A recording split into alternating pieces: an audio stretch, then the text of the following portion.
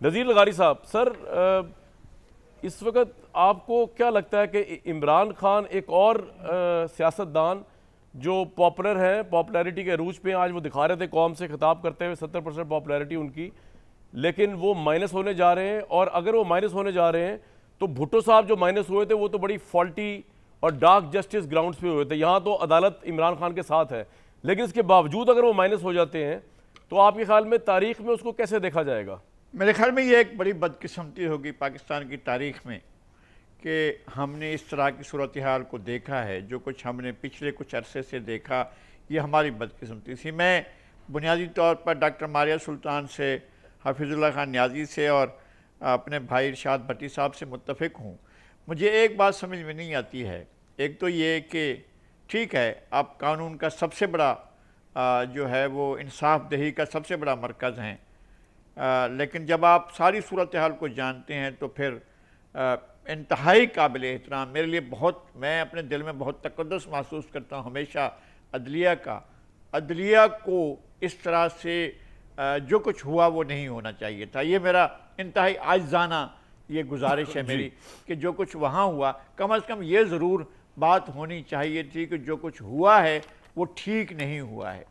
और फिर जब वो एक बहुत बड़ी सहूलत के साथ वो एक जगह जाकर रहे हैं और कुछ लोगों के साथ गपशप करते हुए सो गए, फिर अगले दिन जब कोर्ट में पहुंचे हैं, हाई कोर्ट में पहुंचे, तो उन्होंने कहा कि अगर मुझे दोबारा गिरफ्तार किया गया तो दोबारा वही कुछ होगा जो 9 मई को हुआ।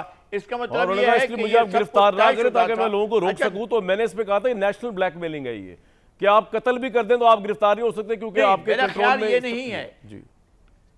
जी सर, नहीं, मेरा ख्याल ये नहीं है। मेरा ये ख्याल है कि वो यही मैसेज देना चाह रहे थे कि अगर मुझे दोबारा गिरफ्तार किया गया तो मैं दोबारा वही कुछ करूंगा जो मैंने 9 मई को कराया, या 9 मई को जो कुछ हुआ वो प्लान के मुताबिक हुआ था और दोबारा भी वही कुछ होगा। ये उन्होंने मैसेज दिया है।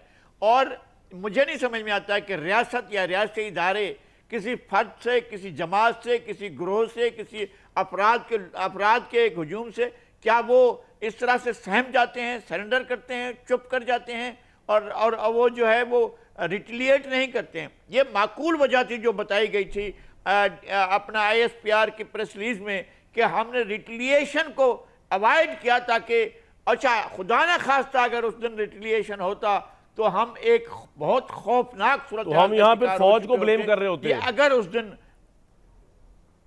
जी बिल्कुल, हम सब यही कर रहे होते और हम कह रहे होते कि जनाब ये क्या हुआ, ताकत के मराकज ने जो अवाम के ऊपर सितम ढा दिया, कयामत ढा दी, फुला हो गया। और चूंकि ढाई जा चुकी है, मैंने खुद देखा है। देखें कामरान साहब, मैंने खुद देखा है कि किस तरह से काजी अहमद में हुआ।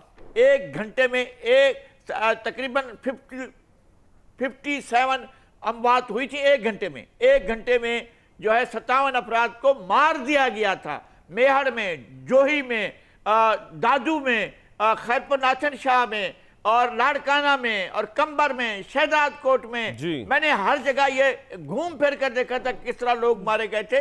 लेकिन खुदा का शुक्र है कि ये लाहौर में नहीं हुआ, ये पिंडी में, ये मियांवाली में नहीं हुआ, और अल्लाह करे कि कभी सिंध में ना हो, अल्लाह करे कि बलूचिस्तान में इसे थम जाए।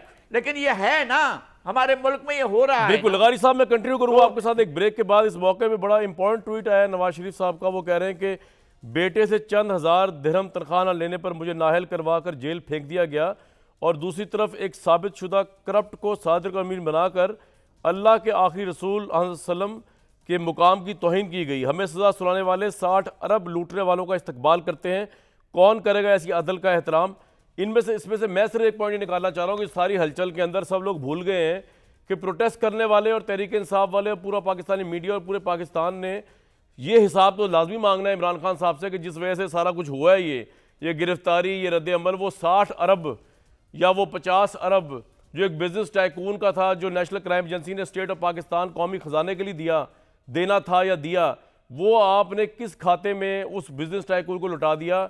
अगेन, ये किसी के बाप का खजाना तो नहीं है, तो कौमी खजाना है मेरे भाई।